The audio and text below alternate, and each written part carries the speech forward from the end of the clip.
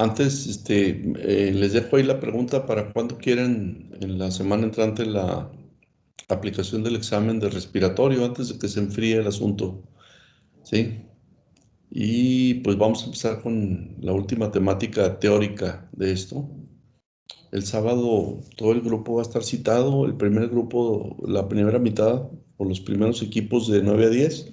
Ustedes hagan la división y los otros, perdón, de 8 a 9 y los otros de 9 a 10. Vamos a tener 4 estaciones, una de examen de fondo de ojo y otoscopía, otra de identificación de los principales puntos de dolor en el cráneo y cara, y los grupos ganglionares, otra de la palpación del cuello y particularmente la tiroides, ¿sí? Y la otra que es la de ruidos respiratorios, ¿sí? Hay que traer un estetoscopio y venir todos con bata el próximo sábado. Bueno, pues vamos a empezar.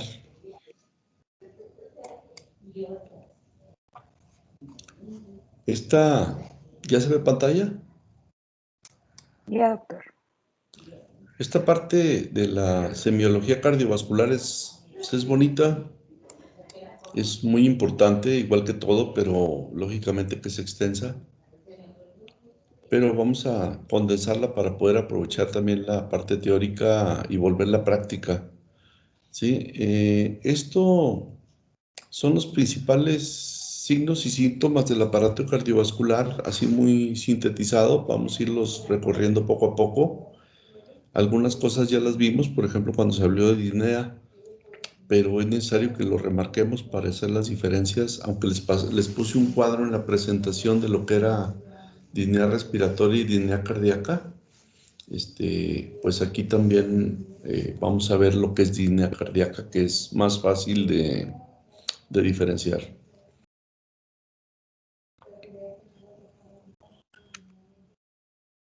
La disnea cardíaca es el primer síntoma que vamos a analizar, luego el dolor torácico de tipo coronario vascular, como son el coronario, pericárdico y el aórtico, las palpitaciones como un síntoma común, motivo de consulta, el síncope, qué es el síncope y cómo se define, eh, y cuáles son las causas cardiovasculares asociadas al síncope, el edema y la cianosis. Bueno, vamos a empezar lo que alcancemos a ver el día de hoy, empezando por disnea. Esta definición fue la misma que les puse cuando hablamos del aparato respiratorio. La disnea de origen cardíaco, pues no hubo diferencia en la forma en la que el paciente te la describe de una disnea de tipo respiratorio. Es una sensación de sed de aire, una sensación consciente de la necesidad de respirar, o sea, cuando realmente la respiración es un fenómeno involuntario y autónomo, que nosotros podemos alterar a nuestra voluntad en algunos casos, pero que regularmente ocurre sin que nosotros lo pensemos, ¿sí? Entonces eso lo vuelve como una sensación inconsciente. Cuando al contrario se vuelve una sensación consciente, pues es porque existe patología o alteraciones hasta de orden psíquico que hacen que el paciente sienta que el aire que recibe no es suficiente. También se define a la disnea como una sensación molesta o desagradable para mantener una función respiratoria suficiente de acuerdo a los requerimientos del paciente. Entonces, quizá pues la definición más completa y técnica sea la última, ¿no? Y es aplicable, como les dije, tanto para la disnea de tipo respiratorio como para la disnea de tipo cardíaco.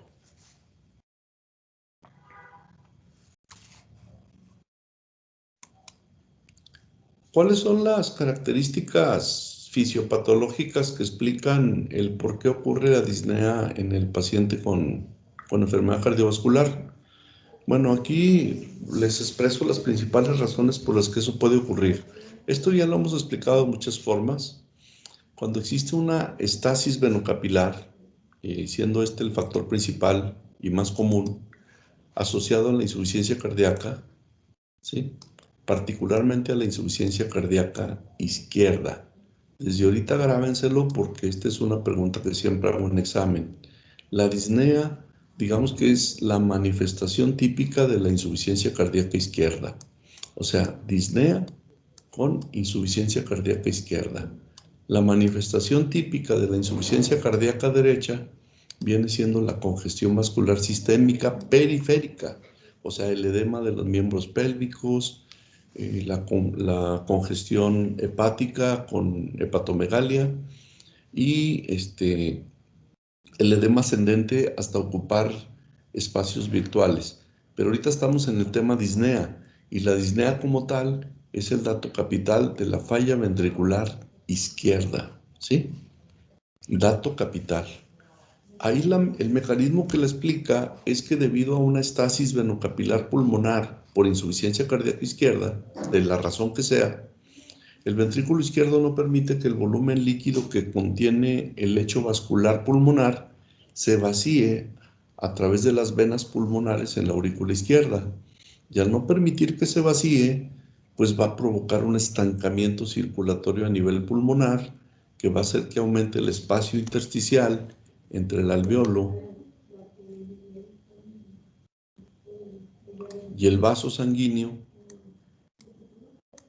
aumenta el espacio, aumenta la dificultad para el tránsito del aire entre estos dos lugares y lógicamente que eso se va a ver manifestado por un incremento del número de respiraciones y por una superficialidad de las respiraciones que el paciente efectúa. A esto se le denomina, por lo tanto, disnea de tipo cardíaco por mecanismo de estasis venocapilar pulmonar. Aquí, en este espacio, existe edema, y ese edema pues interfiere con el tránsito libre del gas entre el alveolo y el capilar, explicado de una manera simple, y entonces la difusión de los gases se ve entorpecida y por esa razón el paciente tiene que respirar con más frecuencia o con más profundidad. El incremento en la resistencia, este es otro mecanismo, este es el principal, el más común. El segundo mecanismo, que es hay un incremento en la resistencia de salida de la sangre en el ventrículo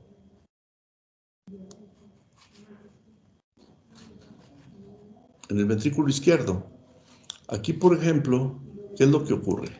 En una enfermedad como por ejemplo la hipertensión arterial, en la que el ventrículo izquierdo, vamos a ponerlo esquemáticamente, porque nosotros sabemos que la salida de la aorta, así, ¿sí? Con su válvula aórtica, aquí estamos cediendo el espacio de las aurículas.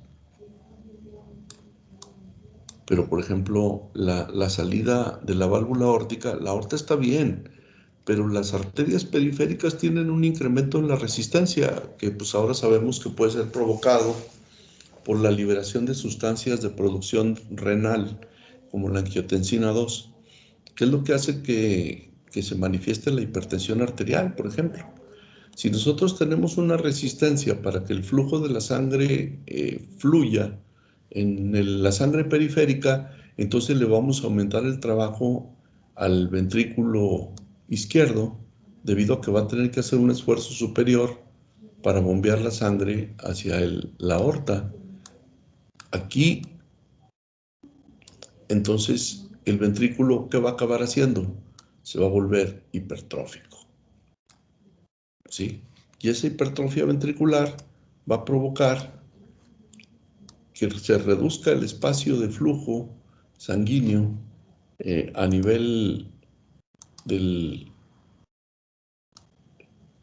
recepción de sangre, perdón, a nivel del septum y la cavidad ventricular izquierda, ¿sí? Se ve reducida, y aparte hay resistencia periférica debido a la hipertrofia ventricular, y eso a la larga pues va a provocar flujo retrógrado de la sangre hacia el pulmón. Pero por el momento aquí lo que estamos explicando es el mecanismo de vasoespasmo de las arterias periféricas, que le mete una resistencia al flujo de la sangre hacia la aorta, y por lo tanto el paciente va a experimentar disnea por congestión aórtica, congestión ventricular izquierda, flujo retrógrado, dificultad para el vaciamiento del pulmón, etc. ¿Se comprendió ese mecanismo?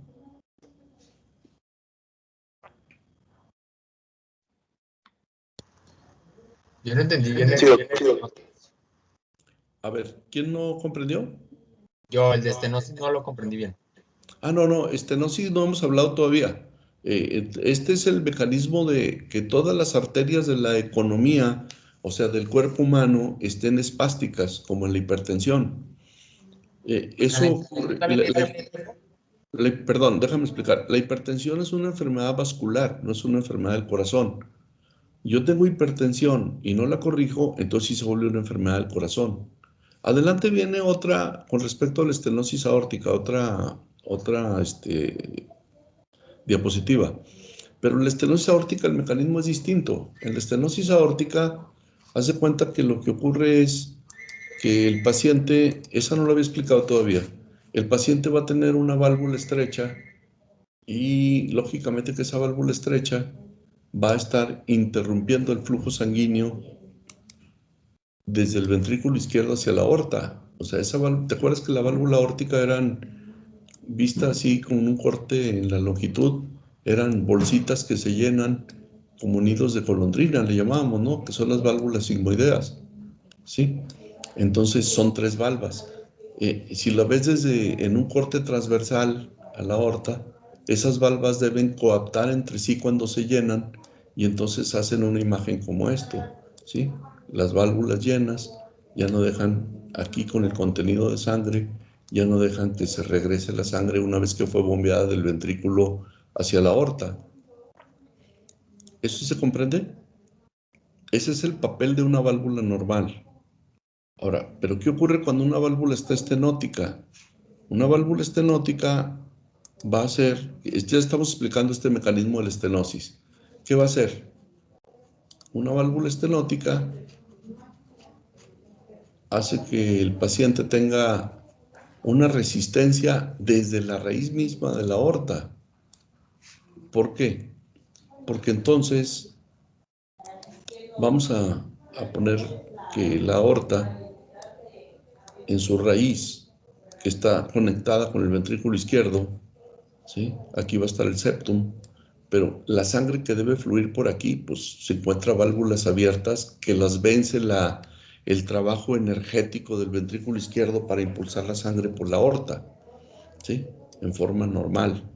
Pero ¿qué ocurre si tú tienes una válvula que le disminuye el espacio de flujo al ventrículo izquierdo? O sea, aquí está el espacio reducido ahora, de aquí a aquí. Pues entonces este ventrículo va a tener que hacer un esfuerzo superior para mantener un volumen sanguíneo útil en su bombeo hacia la periferia. Y entonces, ¿qué va a pasar? Pues que el ventrículo izquierdo, para poder mantener esa función intacta, se tiene que volver hipertrófico, tiene que engrosar sus paredes. Es como si tú todos los días vas al gimnasio y agarras una mancuerna o pesas y haces ejercicios del bíceps. Pues el bíceps se vuelve hipertrófico porque le estás oponiendo una resistencia que va a hacer que el músculo se hipertrofie. Igual pasa aquí. Si yo le estoy poniendo una resistencia al flujo de la sangre a nivel de la válvula aórtica, y nomás le dejo un pequeño espacio de traslado de la sangre, que sería ese centro donde está la flecha, pues entonces este ventrículo, para mantener un volumen útil que no se manifieste como insuficiencia cardíaca, pues tiene que trabajar con más intensidad para bombear la sangre, ¿sí? ¿Qué tiene que ver eso con la disnea? Bueno, pues que un ventrículo hipertrófico no va a dejar que se vacíe la aurícula en el ventrículo, porque hay aumento de las presiones intracavitarias, la aurícula ahora se va a quedar con sangre, la sangre va a refluir hacia el pulmón, porque no deja que las venas pulmonares se vacíen ahí, y entonces va a producir el primer mecanismo, que es estasis venocapilar y disnea como síntoma por parte del paciente. ¿Se entendió? Sí, doctor, gracias. Bueno, un tercer mecanismo es el denominado falla de bomba. ¿En dónde encontramos ese mecanismo? Pues, ¿qué pasa cuando el corazón tiene un infarto. Queda una zona muerta, una zona sin circulación, que va a tener un daño. Por ejemplo, ahora vamos a dibujar la pared ventricular, ¿sí? Con una zona dañada, y puse el ventrículo izquierdo de nuevo porque son muchísimo más comunes los infartos del ventrículo izquierdo. Vamos a poner que esta pared está dañada por un infarto. Entonces no va a tener la misma fuerza contráctil que si todo el ventrículo estuviera sano, ¿sí? Con una pared intacta. Entonces, ¿qué ocurre? Pues que ese ventrículo izquierdo, que tiene una porción dañada, va a tener una disminución de su capacidad de bombeo, y a eso por eso se le llama falla de bomba, como ocurre en el postinfarto o bien por una enfermedad que afecte en forma general al miocardio, como las miocardiopatías. Existe una entidad que se llama miocardiopatía dilatada, en la que el corazón se vuelve grandote, ¿sí? Pero sin fuerza contráctil, o sea, por paredes adelgazadas e incapaces de bombear. Entonces, un corazón de esas características, pues lógicamente que también es una falla de bomba. ¿Sí se comprendió el mecanismo? Sí. Ahora, ¿qué tiene que ver eso con disnea? Pues lógicamente que si el ventrículo izquierdo no se contrae con la energía suficiente, acuérdense que el ventrículo nunca se queda seco. En promedio, el ventrículo expulsa del 60 al 70% de la sangre que le llega de la aurícula, ¿sí? O sea, la sangre que de la aurícula penetra hacia el ventrículo izquierdo va a ser expulsada hacia la aorta en aproximadamente un 60 a 70%. Eso se denomina fracción de eyección del ventrículo izquierdo, ¿sí? ¿Sí? Esa fracción de eyección del ventrículo izquierdo, pues lógicamente tiene que ser suficiente para surtir de sangre a la circulación general. Si el corazón, por cualquiera de estos mecanismos que estamos explicando, disminuye su capacidad contráctil y su fuerza de expulsión hacia la periferia, pues se va a quedar con sangre rezagada en el ventrículo izquierdo. Y esa sangre quiere decir que la fracción de eyección va a reducirse al 30 o al 60% del volumen que el ventrículo recibió. Entonces, ¿qué pasa? Pues que un ventrículo que bombea menos sangre de la que debe, se va a quedar con sangre rezagada. Esa sangre va a ejercer una presión en sentido retrógrado y se va a provocar el primer fenómeno, que es la estasis venocapilar a nivel pulmonar. ¿Sí? Esa es la falla de bomba. ¿Entendido? Sí, doctor. Bueno, ¿qué otro mecanismo podemos interpretar como causa de la disnea? Bueno, pues hay otros, como la restricción del llenado ventricular. Así como ahorita dijimos que podían existir fenómenos que hacían que el ventrículo izquierdo no recibiera sangre porque se le queda siempre acumulado sangre en el sistema ventricular debido a la incapacidad de bombeo. También existen restricciones del llenado ventricular, como en el caso de la membrana que envuelve al corazón, que es el pericardio. Si ese pericardio se inflama y el corazón que está dentro no tiene capacidad para recibir sangre, debido a que el pericardio lo está constriñendo, como en el caso de la pericarditis constrictiva, o bien existe volumen líquido acumulado alrededor del corazón en un derrame pericárdico, ¿sí? En ambos mecanismos, tanto el derrame pericárdico con una cantidad exagerada de líquido dentro del pericardio que impide que el corazón se distienda y reciba la sangre que viene de las aurículas, pues va a hacer que la cantidad de sangre que llega al corazón sea menor, y por lo tanto a eso se le denomina restricción del llenado ventricular. Y esa restricción del llenado ventricular pues va a hacer que el corazón, aunque tenga fuerza contráctil, si no se llena lo suficiente, pues no tiene volumen suficiente que expulsar, y por lo tanto En este caso, el corazón pues va a empezar a dificultar el vaciamiento dentro de él mismo de parte de la aurícula y va a regresar a provocar una estasis venocapilar pulmonar. Si se fijan, prácticamente todo regresa al primer mecanismo. Todos los que hemos explicado hasta ahorita regresan como mecanismo final a la estasis venocapilar pulmonar, que es lo que va a provocar estancamiento en la circulación pulmonar intrapulmonar, edema a nivel del intersticio, compresión alveolar, dificultad para el tránsito de gases y pues el incremento del trabajo respiratorio en causa secundaria. Hasta aquí todos los mecanismos que hemos explicado prácticamente involucran sobre todo el ventrículo izquierdo. Y he dejado para el final un mecanismo que es exclusivo del ventrículo derecho, que es la tromboembolia pulmonar. ¿Hasta aquí tienen alguna pregunta antes de que pasemos a explicar lo que sigue? No, No. Bueno, ahora, ¿qué pasa también con el ventrículo derecho? ¿Qué presiones maneja el ventrículo derecho? ¿Se acuerdan? Comparativamente con el ventrículo izquierdo, que tiene presiones que se señalan para poder vencer, para que fluya la sangre hacia la circulación periférica, estamos hablando que la presión promedio, bueno, con variantes de máximo mínimo, es de 120/80.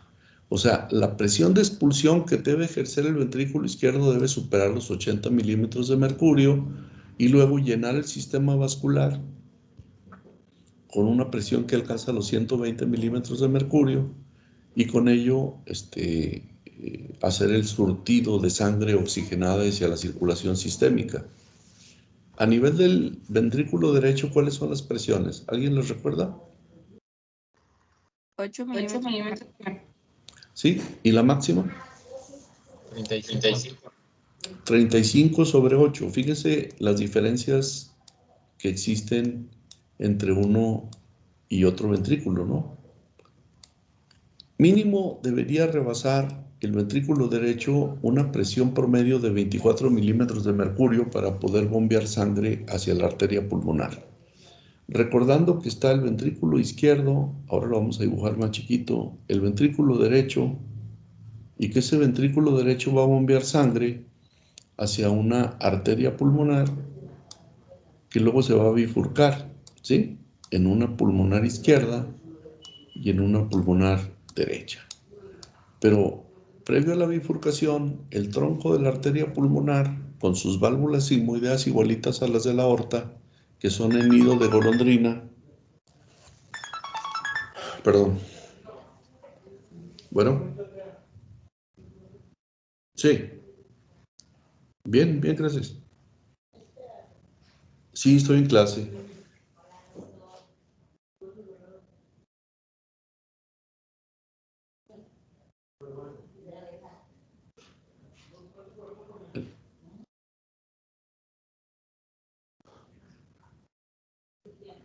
Sí,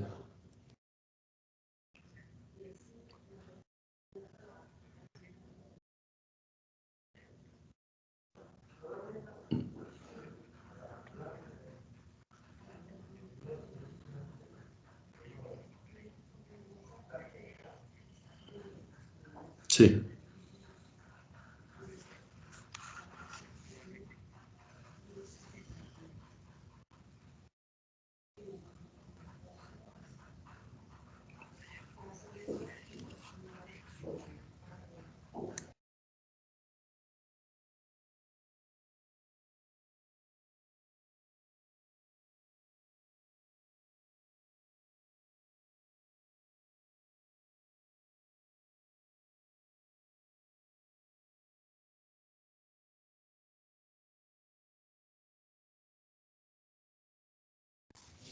bueno, perdón.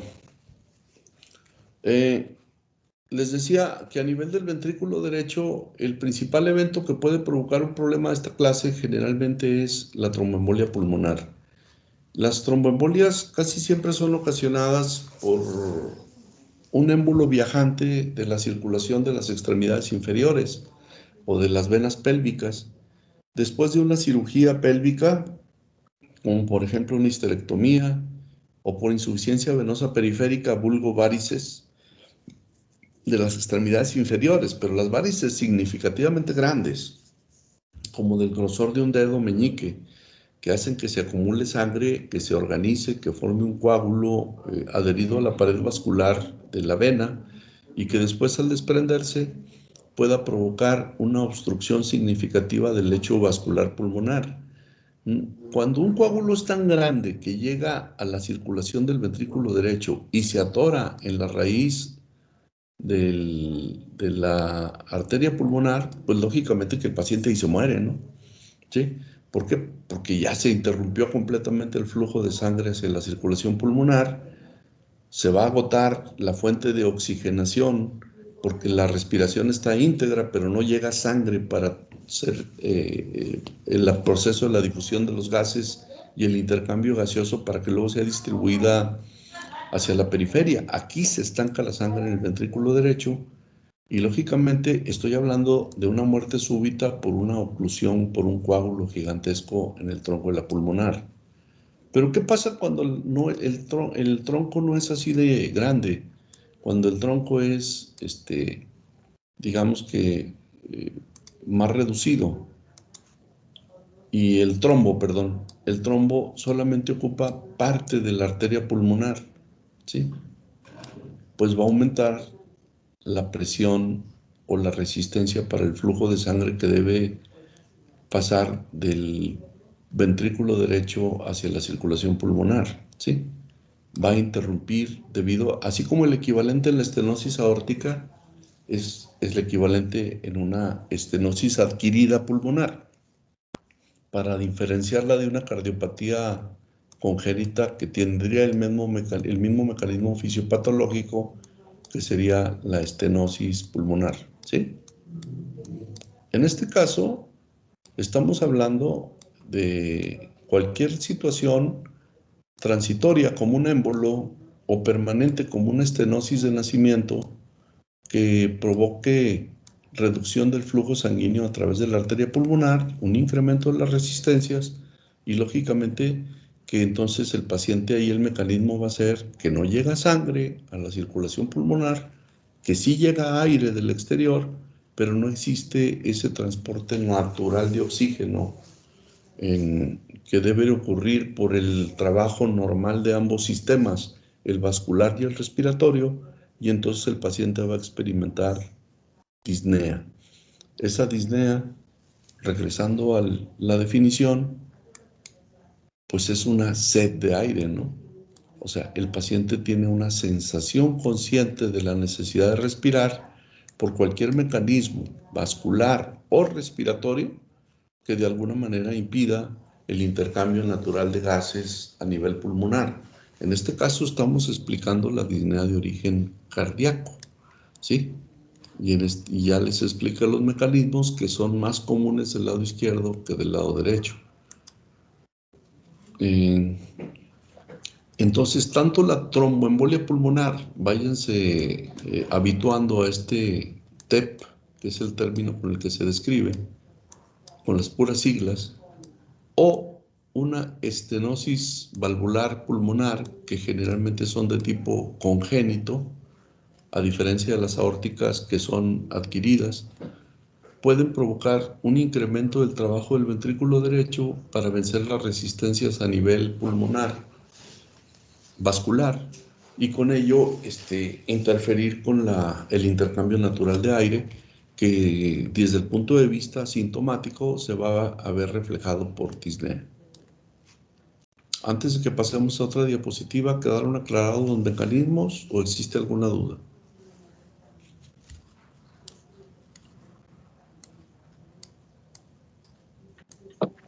De Doctor, mi yo parte tengo no. una duda. A ver. Sí.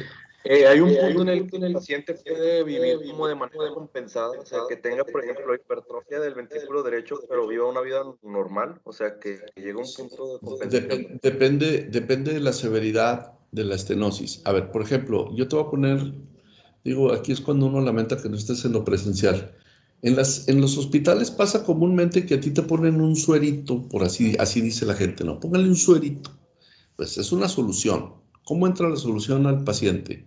Pues con una catéter plástico que se llama punzocat, que está puesto en una vena periférica. Pero resulta que a veces no te ponen ninguna solución y nomás está puesta la vía venosa para inyectarte sustancias y no estarte picando cada vez que se requiera aplicarte una sustancia en la vena. Y resulta que llega la enfermera o enfermero a inyectarte y no pasa la solución. Entonces, ¿qué es lo que hace una persona ahí? Pues que agarra una jeringa, la llena de solución y destapa el pequeño catéter que tienen metido en la vena periférica, que puede ser a nivel de la muñeca, a nivel del codo, etc. Lo destapa. Pero ¿qué pasa con ese pequeño coagulito con el que te destaparon la vena periférica?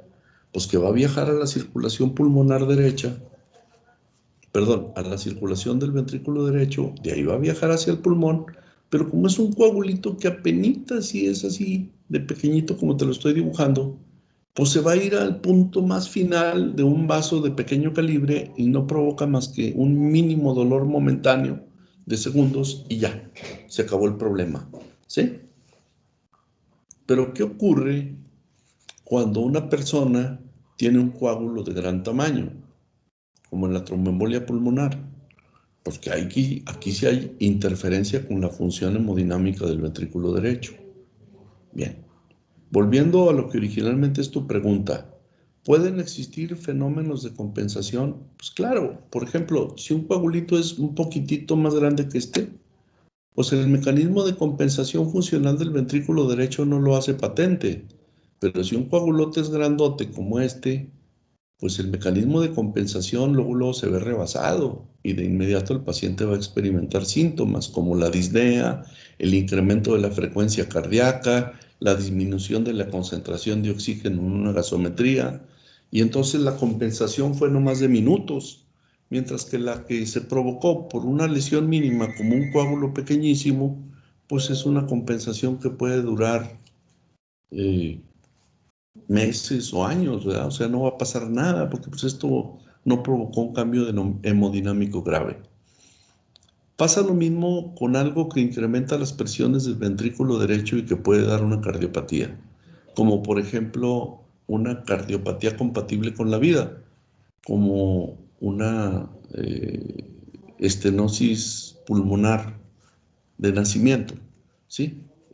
Aquí el paciente puede detectarse hasta la edad de adolescencia y entonces resolverla, pero hubo un fenómeno de compensación de parte del ventrículo derecho semejante a lo que ocurre con el izquierdo. El ventrículo derecho normalmente es un ventrículo de paredes muy delgadas, ¿sí?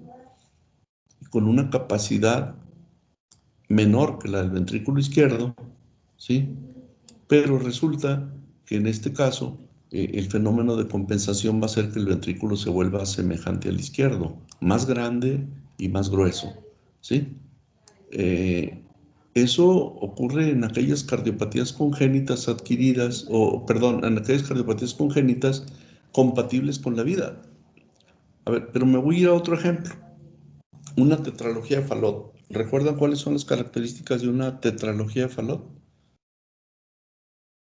Eso lo ven en embrio, ¿no? Es una cardiopatía congénita cianógena.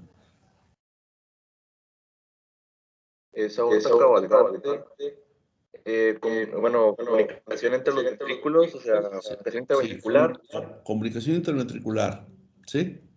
¿Qué más? estenosis de la arteria pulmonar Estenosis. y pues el crecimiento del ventrículo derecho, hipertrofia. Bueno, entonces fíjate, todas esas características son las que te he estado escribiendo ahorita. Pero ¿qué pasa con un niño que tiene una tetralogía de Fallot de nacimiento? Pues es un problema congénito. Pues no tiene pronóstico de larga vida. ¿Por qué? Porque es una multiplicidad de anomalías de paso de sangre anormal entre el ventrículo derecho y el izquierdo, de mezcla de sangre no oxigenada, que es lo que hace que el niño esté cianótico, de aorta que está cabalgando sobre el septum interventricular, etcétera. Y todo eso, pues va a tener un periodo de compensación que permite que el niño viva hasta que lo operen. porque ahorita hay cirugías que corrigen una tetralogía de Fallot, ¿sí? Hacen una corrección del septum, vuelven la aorta a su lugar, abren el espacio de la válvula de la arteria pulmonar y pues con eso le producen un alivio de todas las alteraciones hemodinámicas que el bebé tiene, ¿verdad? Al nacer, y se le quita la cianosis y pueden resolverlo y hacerlo compatible con la vida a largo plazo. Si no hubieran corregido todos esos cambios de primera instancia, en poquitos días después del nacimiento, pues ese bebé se muere, ¿no? Porque finalmente va a tener problemas de limpieza de la sangre, del intercambio gaseoso, del flujo de sangre de presiones altas como el ventrículo izquierdo hacia el ventrículo derecho, de sangre que se pasa del derecho al izquierdo sin oxigenar, etcétera. ¿Sí? Y son niños que se hace evidente la disnea porque el niño cómo se alimenta. No es como tú, ¿verdad? Que agarra un pedazo de pan y le pone jamón y queso y no, pues el niño pues tiene que amamantarse. Y amamantarse le representa un esfuerzo. Vean a los bebés cuando succionan al amamantarse, hasta sudan, ¿verdad? Y se ponen así, respirando rápido mientras están. De por sí, la frecuencia respiratoria del niño es muchísimo mayor que la del adulto, ¿sí? Se duplica fácilmente la frecuencia respiratoria del bebé. Y entonces, pues ahí te vas a dar cuenta tú de que el niño, sin estarse amamantando, pues tiene disnea.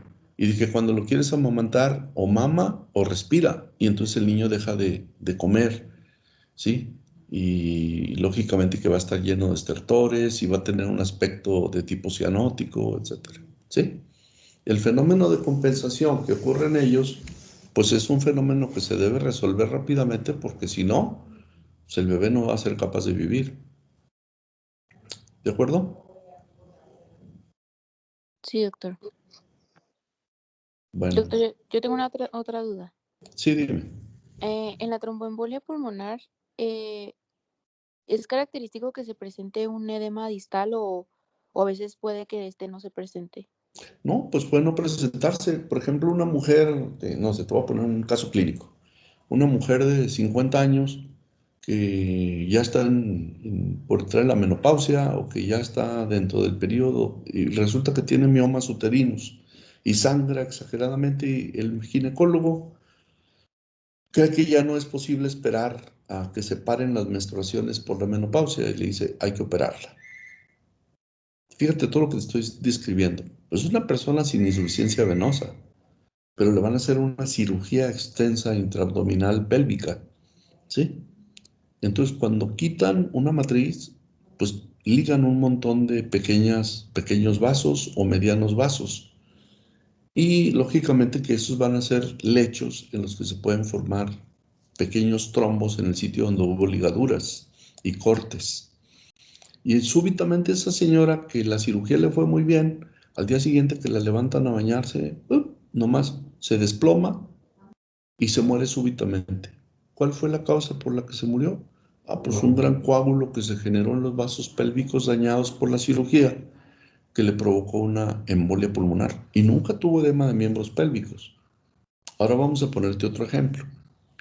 Una mujer que tiene varices porque está gordita, porque fue de muchos embarazos, y la congestión pélvica que produce el crecimiento de la matriz que comprime a los vasos intrapélvicos, y en muchos embarazos se repite y se repite ese fenómeno, pues va a provocar estancamiento circulatorio venoso y la aparición de varices.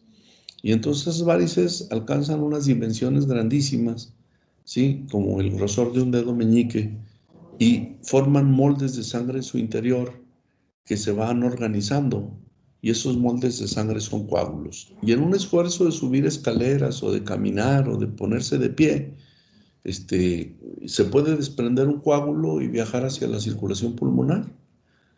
Y ese coágulo pues va a provocar un incremento de la presión pulmonar por ocupación de parte del lecho pulmonar y la paciente quizá nunca desarrolló más que un leve edema de miembros pélvicos por la mala circulación venosa y el estancamiento circulatorio en el territorio periférico. ¿Sí? O sea, no es una condición así como que muy estricta. Quizá yo entiendo tu pregunta como en un caso de insuficiencia cardíaca derecha, en la que sí puede haber edema periférico frecuente, ¿sí? Pero es muchísimo más frecuente ver el edema periférico en una insuficiencia venosa periférica, en varices visibles. No las varices como arañitas vasculares que hacen que las personas se las intervengan con fines estéticos, ¿sí? Sino en las varices gruesas, en las del grosor de un dedo, como he señalado, el meñique, por ejemplo, que son las que potencialmente son peligrosas por el riesgo de tromboembolia. ¿En dónde más se puede producir tromboembolia sin que exista ligadura de vasos o sin que exista insuficiencia venosa? Pues en los pacientes ortopédicos que duran inmovilizados por semanas en cama hasta que les hacen una cirugía ortopédica de colocación de placas o clavos o tornillos, etc. El paciente tiene estancamiento circulatorio por falta de movimiento. Las venas no tienen el motor del ventrículo izquierdo, sino que las venas regresan la sangre hacia el corazón por movimiento, por trabajo muscular, por compresión de las venas con las masas musculares y por regreso de las columnas de sangre que no se regresan hacia su sitio de origen debido a las válvulas venosas que existen, ¿sí? Entonces, ese es otro mecanismo, postración prolongada e inmovilidad como mecanismo de formación de coágulos, aunque no existan venas dilatadas en las extremidades, ¿sí? Sí, doctor, gracias. Bueno, Doctor, sí, bueno, a esos ejemplos que nos acaba de mencionar, ¿no se les puede dar como anticoagulantes? claro, sí, sí. Ahorita yo estoy describiendo qué es lo que pasa cuando no lo modificas. A todo esto se le llama historia natural de una enfermedad.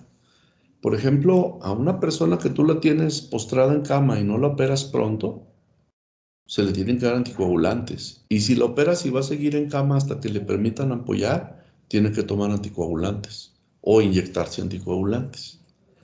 A las mujeres que tienen varices potencialmente productoras de émbolos, se pueden anticoagular o se les pueden dar antiagregantes plaquetarios, que no es lo mismo, ¿sí? Que disminuyen el riesgo de que se genere un trombo.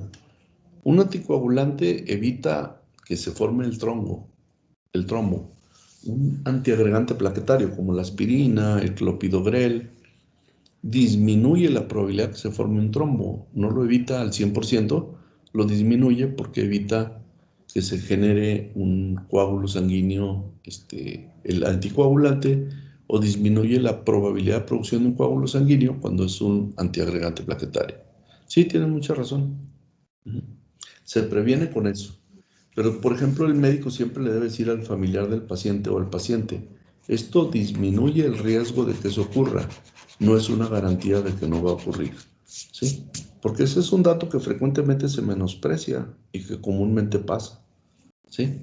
O sea, por no haberlo advertido o por no haberlo prevenido. Gracias, doctor. Bueno, la clasificación de la disnea desde el punto de vista cardíaco, ¿sí? Por falla del ventrículo izquierdo, pues se los estoy remarcando porque así nos debe quedar. La disnea es el dato capital de la falla ventricular izquierda, ¿sí? Se clasifica de acuerdo al esfuerzo.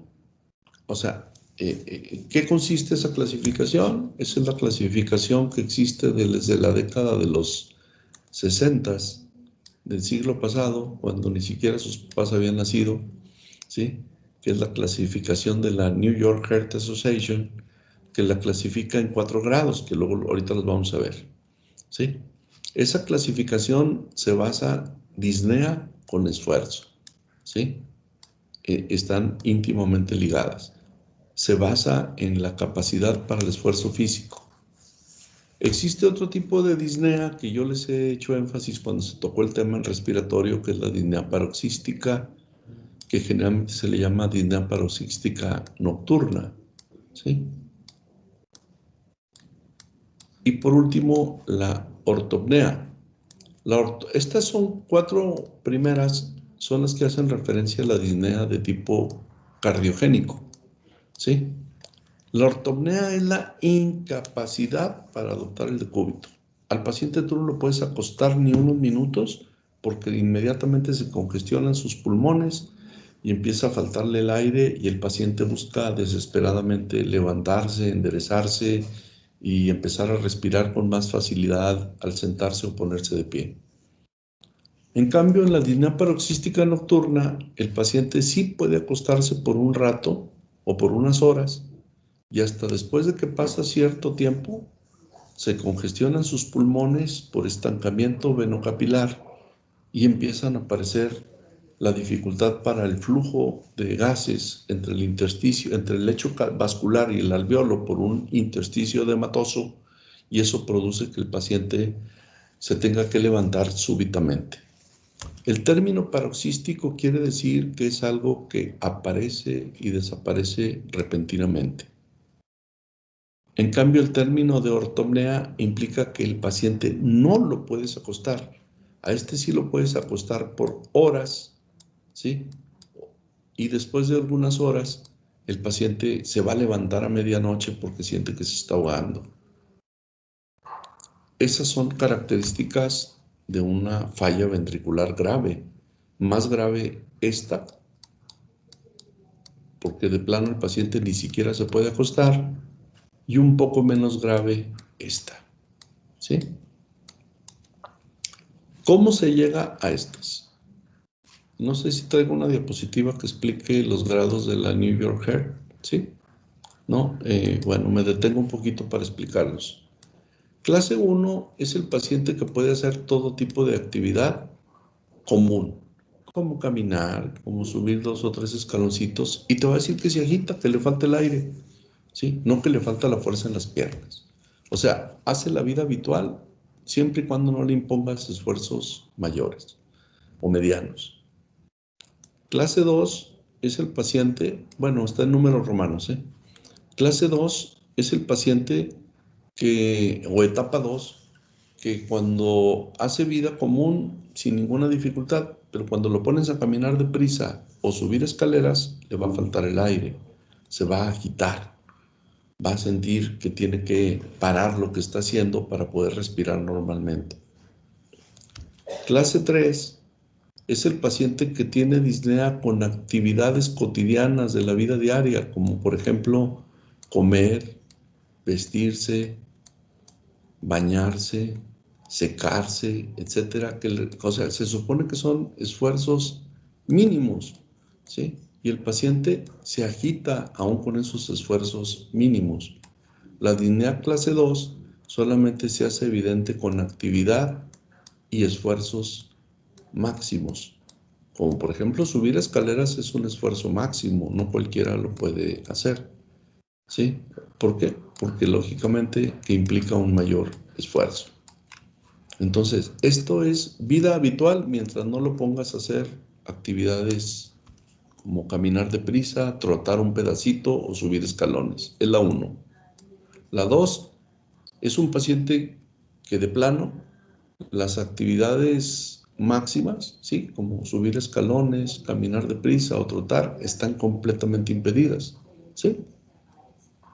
En la clase 3, el paciente no es capaz de realizar ninguna actividad porque le falta el aire, como por ejemplo vestirse, comer, secarse después del baño o ni siquiera bañarse, porque eso lo agita. Tiene tal grado de incapacidad ventricular que el paciente está muy limitado en sus acciones. Y en la clase 4 es el paciente que tiene disnea sin hacer nada, aunque esté nomás recostado con 3 almohadas, porque de plano no se puede poner en decúbito. La expresión típica de una disnea clase 4, eso prácticamente nos establece un estado de edema pulmonar, ¿sí? Y el paciente que tiene un edema pulmonar, pues es un paciente que está respirando rápidamente, con respiraciones que ya no pueden ser ni siquiera profundas, sino que son superficiales y que pues, lógicamente que se va a ver con esfuerzo inspiratorio y lo vas a auscultar y va a tener estertores al principio en las zonas subescapulares, y si no lo resuelves, el paciente va a tener estertores que se oyen incluso a distancia y va a empezar con una expectoración característica que es el edema, por edema pulmonar, que es la expectoración rosada o asalmonada. ¿Sí? Esas son las 4 variantes de la New York Heart Association, que lógicamente que una disnea clase 1, pues es un paciente que apenas empieza con su falla ventricular, y un paciente que está en disnea clase 4 es un paciente que ya tiene una severa deficiencia pulmonar. Ahora, ya habíamos visto cuando se vio aparato respiratorio el término de platipnea y el de trepopnea. ¿Qué era platipnea? Si alguien lo recuerda.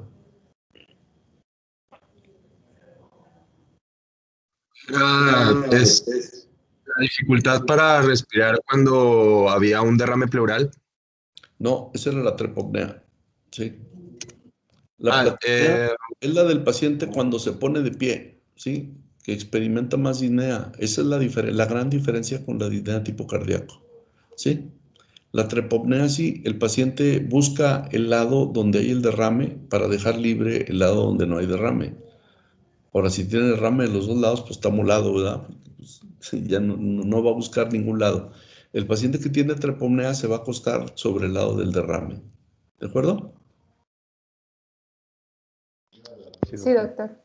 Y por último, este término que es ficticio, ¿no? El paciente que te dice que no alcanza el aire y aunque le pongas un aparato sensor de oxigenación periférica y esté normal, te dice que no alcanza el aire, que siente mucha falta de aire, como las disneas suspirosas o la disnea funcional, que puede ser a veces, la disnea funcional sí puede estar relacionada con una patología que no es del corazón, como por ejemplo la anemia o procesos en los cuales exista de alguna manera un incremento de las necesidades de oxígeno, como por ejemplo un hipertiroideo, ¿sí? Pero por ejemplo un paciente puede tener una disnea falsa, como el paciente con trastornos de tipo nervioso, ¿sí? En el que el paciente puede decirte que no alcanza a respirar. Y pues la verdad es que el paciente no tiene ningún trastorno de difusión de los gases ni manifestaciones de estertores subescapulares como ocurre con la congestión vascular pulmonar, pero el paciente pues tiene una crisis de angustia, ¿sí? Y el paciente siente que hasta hace pausas e intenta respirar de una manera más profunda en cuestiones de tipo emotivo, ¿sí? Bueno, ¿hasta aquí se comprendió esto?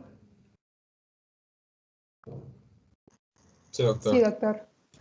Bueno, aquí voy a tener la clase el día de hoy. Mañana continuamos con el dolor de origen coronario, ¿sí? Y con todas las posibles causas que lo producen. Déjenme pasar la lista.